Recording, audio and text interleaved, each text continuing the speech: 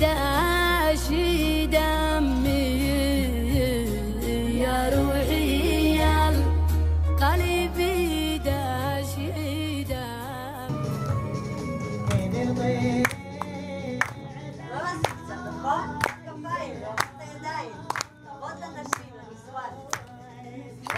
على زين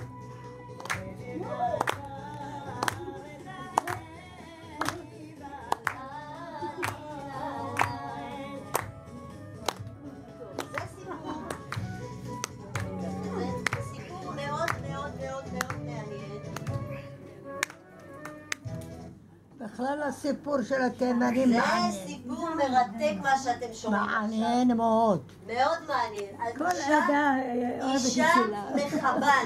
מחבן, כן? חבן, הזכרנו, אזור חצר מוות. חצר מוות היה אזור משבטים, כן? היה... מה שיש עליה זה לבדה. היו שבטים. החלבנים בארץ נמצאים ברקת. ברקת, נכון. ברקת וגם חבר'ה, הסיפור בעייש. הזה הגיע אליי, באמת מאוד מאוד, סיפור מאוד מרגש, על אישה מחבן, אישה אמיצה לכל הדעות, כן? אישה מחבן, וזה סיפור מפורסם בקהילת חבן. תגיעי לברקת, כולם מכירים את הסיפור הזה, אוקיי? אז זה סיפור מאוד מאוד מפורסם על אישה שנקראת רבקה הלל ג'יבלי, רבקה הלל ג'יבלי, כן? אני רוצה בהזדמנות זאת להודות לנעמי טל שהביאה לה את הסיפור הזה, את הידיעה על הסיפור, ולמוטי ג'יבלי הבן שלה, שסיפר את הסיפור ושלח תמונות. האישה... לא קשורים לג'יבלי בעפולה, בדקתי. האישה הזאת, רבקה הלל ג'יבלי, היא בת למנסור בן יוסף הלל, שהיה צורף במקצוע, עבודה שגרתית בתימן צורף, כן? ואימא שלה קראו לה תימנה, שהייתה עקרת בית. המקום בעיר חבן, המקום בעיר חזן במחוז חצר מוות. בערך בגיל 12 מחתנים את הבת, מחתנים אותה לשלום בן עווד הלל. גברת מה? לשלום בן הלל, כן? לשלום בן הלל, ונולדו להם 5 ילדים, 2 לצערנו נפטרים ו3 נותרים. וכשהקטן עדיין רך בשנים, נפטר האבא. בתימן זה היה ידוע, כן? האישה נשארת בגיל 24, צעירה ויפה, אלמנה, אוקיי? אלמנה צעירה ויפה, ואתם רואים אותה פה, אלמנה, זו תמונה שלה, כן? אלמנה צעירה ויפה, והיא, בעלה הצורף, היה לו עסק קטן, היא ממשיכה את העסק של הצורפות, ואין לה ברירה, צריכה לקיים את הילדים שלה. עכשיו, באותה תקופה, בחצר מוות, היו נסיכויות. חצר מוות הייתה מחולקת לנסיכויות. וכל נסיך היה מין מושל כזה, אמיר, והיה לו כמה חיילים צבא.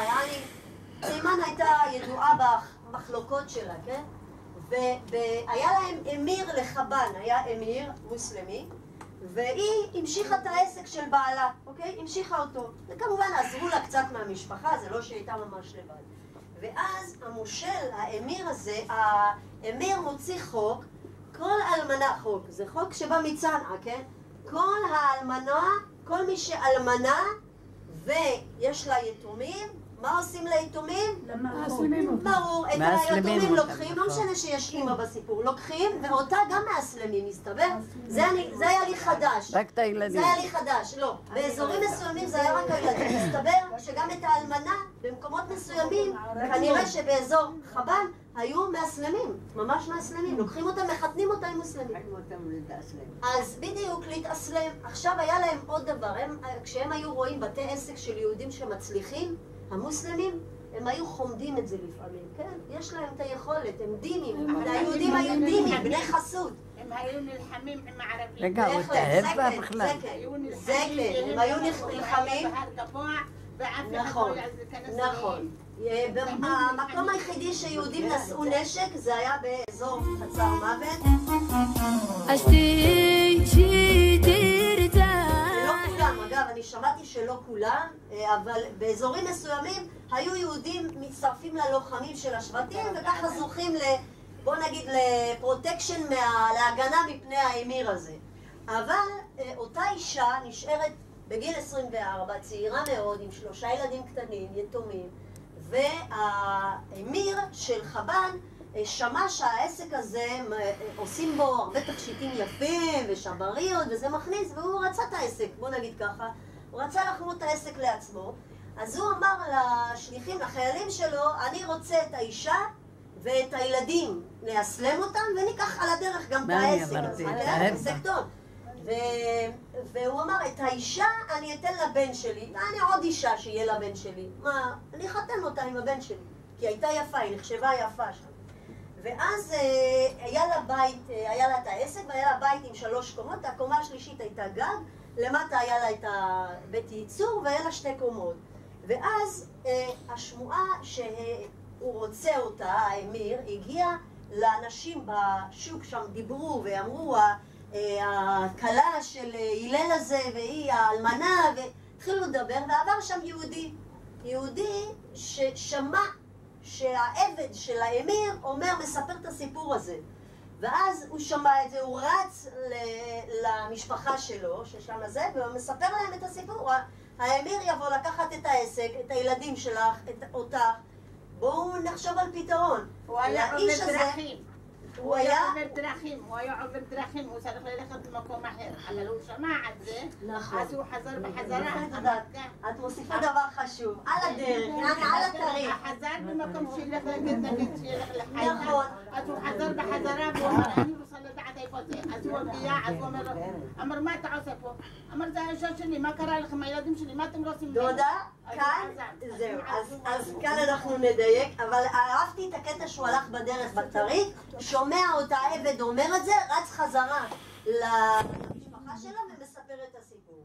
ואז אותו בן אדם, קראו לו חסן יפת, חסן זה יפת, כן? אז אני אגיד חסן יפת קהלני קראו לו, כן? קהלני, הוא מחבן, גם הוא מחבן. עכשיו הקהלני הזה היה הר, כן? יעני עומד, גבוה, שרירן, כמו לוחם כזה, כן? והחבנים, אתם יודעים, היה להם מותר, יעני חסונים, לא כמו הרזים התימנים של אלדאלה, כל אחד היה לוחם, הם היו חזקים, גבוהים, עם שיער ארוך, והיה להם, נכון, וג'מבי היה אז שימו לב, זה האמיר רוצה להשיא, בואו נשאיר מאוד, הניסואן, רוצה להשיא אותו לבן של האמיר, ואז יפת קהלני, חסן יפת קהלני שומע את זה, הנה הוא פה, זו תמונה שלו, בלבוש החבני, הוא היה אז יותר צעיר, והוא שומע את זה ורץ למשפחה להודיע. בינתיים, מה הוא עושה? התחיל מבצע הצלה, ממש ככה, מבצע הצלה. הילדים לוקחים אותם ומבריחים אותם לכפר, ששם הסבא והסבתא מצד האמא נמצאים, הבריחו את הילדים, כבר 3 ילדים הבריחו אותם. היא נשארת בבית, כנראה מכורח העסק שלה, היא נשארת והיא לא הייתה פחדנית כל כך, היא לא כזאת תכנונית. היא אמרה אני נשארת, ומה יהיה? עלתה, עכשיו היא שומעת שההורים לה, חיילים מגיעים, הפמליה של האמיר מגיעה. היא סגרה את הדלתות מהר של הבית, זה בית גדול, ועלתה למעלה לקומה השנייה, עלתה לגג למעלה, ושהחיילים מגיעים בינתיים, אנשי הכפר, אנשי העיר היהודים שומעים, גם הם באים. איך היו קוראים לצבלה הזו של הגבר? גמיס. גמיס.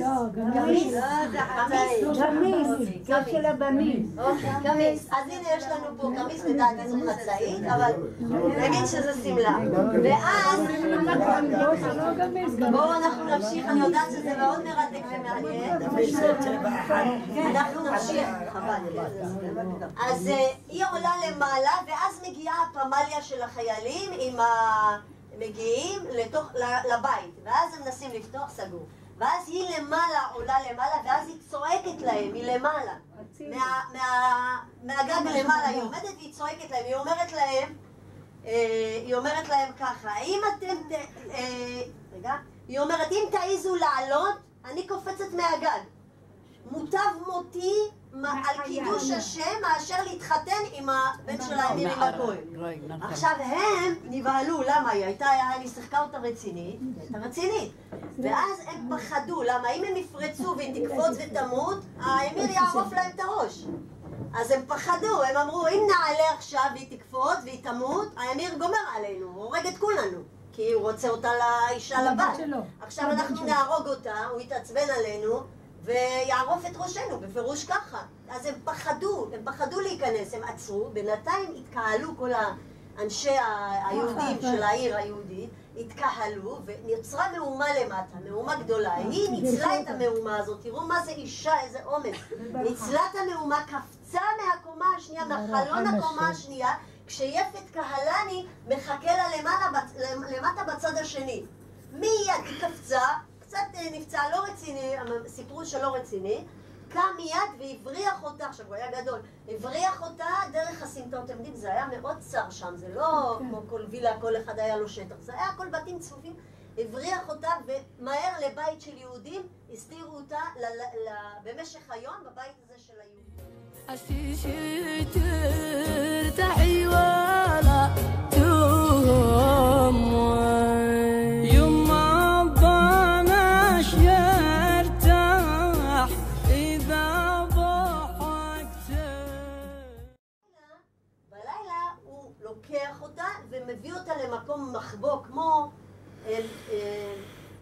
סיפרה שזה היה כמו חדר קטן, חשוך, דארק, חשוך, לא היה פתחים כל כך, היה לה עששית, והיו מכניסים לה מדי פעם אוכל. שם שמרו אותה חודש ימים, כי האמיר מחפש אותה. עכשיו האמיר לא פראייר, הוא אמר מי שיביא לי אותה, לא יהודי או מוסלמי, לא משנה, מי שיביא לי אותה אני נותן לו חופש מתשלום המס שהיה צריך לשלם, מס גולגולת, הג'יזיה. אמר אני פוטר אותו מתשלום, אז זה פרס מספיק גבוה, כן?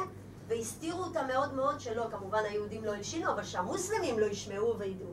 ואחרי חודש האמיר כבר הבין מה יחפש אותה לכל החיים, וגם הוא הרגיש שיש התקוממות בקהילה היהודית, הוא הרגיש שעושים בעיות בקהילה היהודית, ואז הוא הבין סטופ, הוא אומר לעצמו לא צריך, נוותר, לא צריך התקוממויות פה, לא צריך בלגן בקיצור.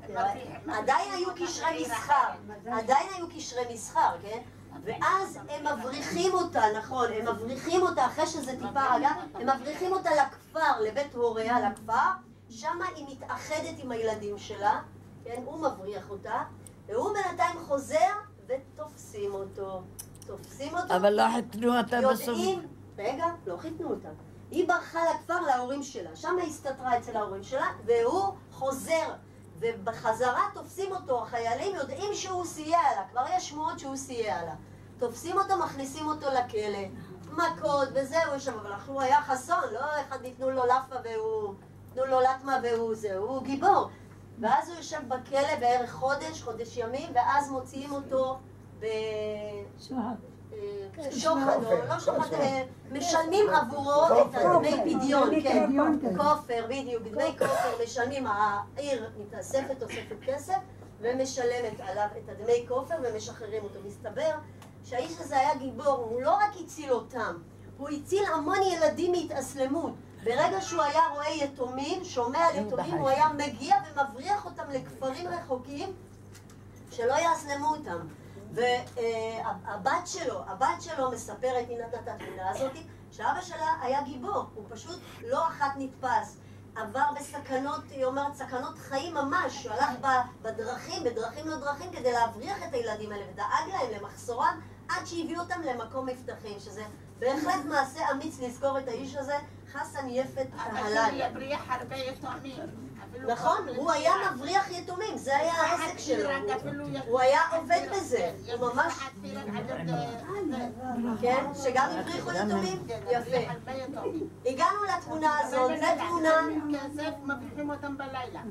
נכון מאוד, זה מה שהוא היה עושה, בלילה. הגענו לתמונה הזאת של הזוג הזה, לימים הגיע לעיר, אחרי תקופה מסוימת שכל הבלגן שחר, היא חוזרת לחב"ד.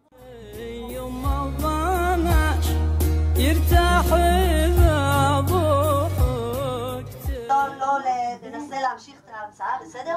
היא חוזרת לחב"ד, נכון, היא חוזרת לחב"ד יחד עם הילדים שלה ועם ההורים שלה, והם מתגוררים בחב"ד, בסדר? עכשיו, מגיע לחב"ד בחור צעיר, בערך בין 18-20, יתום מאבא ואימא, מגיע לחב"ד, מתאקלם שם, מתחיל לעבוד, כולם מכירים אותו, איש חרוץ מאוד, והיהודי הזה קראו לו מנסור ג'יבלי, שהוא התאהב בה, היא אלמנה עם ילדים קטנים, הוא התאהב בה, והוא צעיר ממנה, ומבקש את ידה. בתחילה היא לא רצתה אותו, גם לא צריך וזה, ואז הפצירו בהורים שלה, אמרו לה, מה, את רוצה עוד פעם שיהיה סיפור שיבואו לאסלם אותך ואת הילדים? את צריכה להתחתן איתו, בחור טוב, מדברים על הטוב, חרוץ, תתחתני איתו ויגדל את הילדים שלך, וכך היה, היא הסכימה, ובסוף התאהבה בו, וזה היה סיפור אהבה גדול מאוד. הוא גידל את הילדים כאילו הם ילדיו, והוא, אתם יודעים, לפעמים מתחתנים ולא בדיוק כל כך מסמפטים את הילדים שלה. לא, הוא גידל אותם כאילו לא היה הבדל. אחר כך נולדו להם עוד 4 ילדים. הוא גידל את כולם שווה בשווה, וזה מה שהיה יפה בו וטוב, והתאהבה בו, והם עלו יחד בעליית מרבד הקסמים לארץ ישראל, התיישבו במעברת רחובות, ואחר כך קיבלו בית בנס ציונה. הם לא גרו בברקת. אגב, הם הלכו, הוא הלך לברקת, לא אהב שמה, ועדיף לחזור לנס ציונה. אז אתם רואים כאן אישה אמיצה ביותר, שהסיפור שלה היה ידוע בכל קהילת חב"ד, שהיא הצילה את ילדיה ואת עצמה מהתאסלמות, והצליחה להקים בית חדש ולעלות לארץ ישראל ולהמשיך את הדורות שלה פה בארץ ישראל. אז שוב אני מודה לנעמי טל על הסיפור, ולבנה מוטי ג'יבלי, שבאמת בחפץ לב דאג לכל הפרטים על מנת שנדע את הסיפור הזה. يا من سنين من أجل